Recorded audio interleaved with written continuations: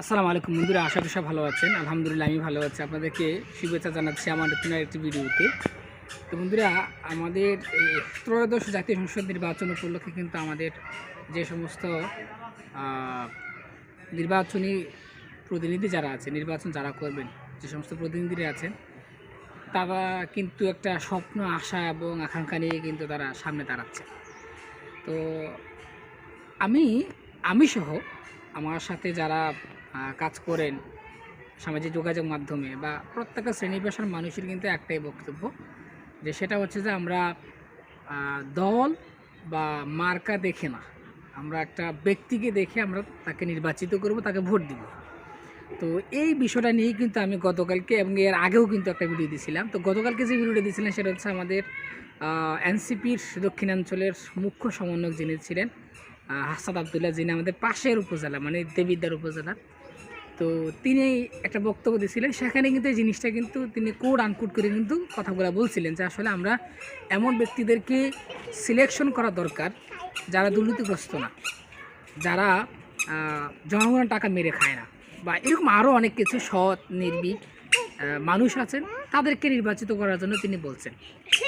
তো এখন ওনার ভিডিওটা আমি ফেসবুকে আপলোড দিয়েছিলাম। তো সেখানে আমি বলছিলাম যে আমার কথা ঠিক আছে কিনা, মানে উনি বক্তব্য দেওয়ার একদিন তো আমি বলছিলাম যে মানে এমন যে আপনারা দল বা মার্কা দেখে নয়, ব্যক্তি দেখে ভোট দিবেন।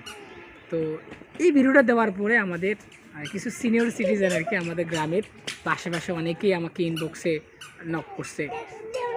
তো আমি তাদের প্রতি পূর্ণ সমর্থন এবং কি সম্মান এবং শ্রদ্ধা রেখেই তাদের সাথে তাদের উদ্দেশ্যে কথাগুলো বলছি যে আসলে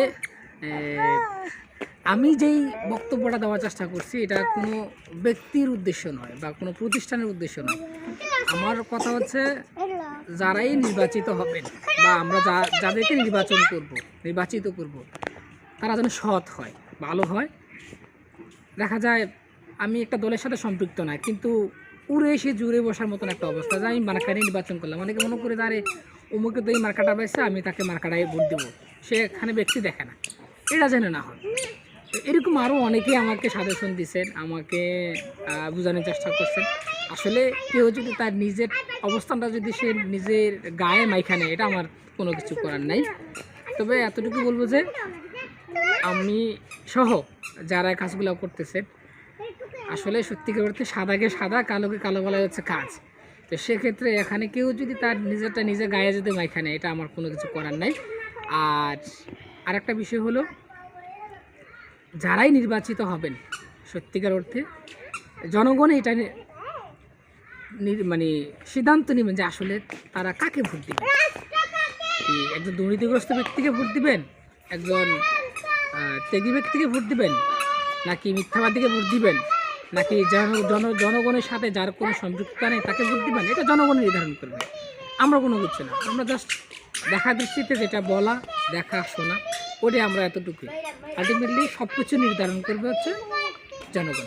তো অতএব আমরা এই সময়টাতে যারা এই সামাজিক যোগাযোগ মাধ্যমে কাজ করছি বা সত্যকে তুলে ধরার চেষ্টা করতেছি, উপস্থাপন করতেছি, কেউ ব্যক্তিগতভাবে এটা কারোর জন্য নিয়েন না, কারণ এটা নিলে আপনাদেরই ক্ষতি।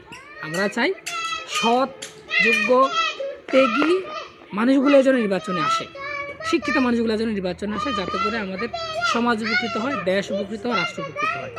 সব ভালো থাকুন, সুস্থ থাকুন। দেখা হচ্ছে পরবর্তী কোনো ভিডিওতে। আল্লাহ হাফিজ।